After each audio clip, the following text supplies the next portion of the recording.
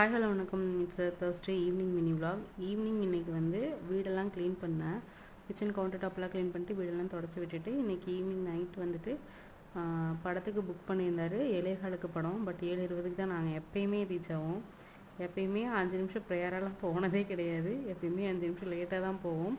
First scene முடிஞ்சதுக்கப்புறம் தான் எப்போயுமே போவோம். இன்றைக்கும் வழக்கம் போல் லேட்டாகவே போயாச்சு. கரெக்டாக நாங்கள் போகும்போது ஹீரோயின் என்ட்ரி கொடுத்துட்ருந்தாங்க. அது எனக்கு வீடியோ எடுக்கல. ஸோ அப்பப்போ கொஞ்சம் கொஞ்சம் கிளிப்ஸ் மட்டும் எடுத்திருந்தேன். இந்த படம் நிஜமாலுமே சூப்பராக இருந்துச்சுங்க. தலைவன் தலைவி சூப்பரான படம். ஃபேமிலியாக பார்க்கலாம்.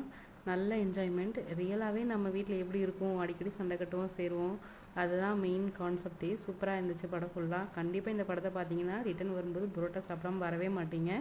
அந்த மாதிரி ஒரு படம் தான்.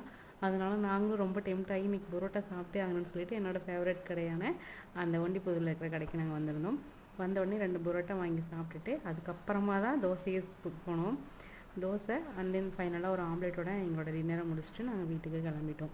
நீங்களும் கண்டிப்பாக தலைவன் தலைவி படத்துக்கு போனீங்கன்னா கண்டிப்பாக புரோட்டா சாப்பிடாம வர மாட்டீங்கன்னு சொல்லிவிட்டு மறக்காமல் ஒரு கமெண்ட் பண்ணிவிட்டு போங்க. தேங்க்ஸ் ஃபார் வாட்சிங்.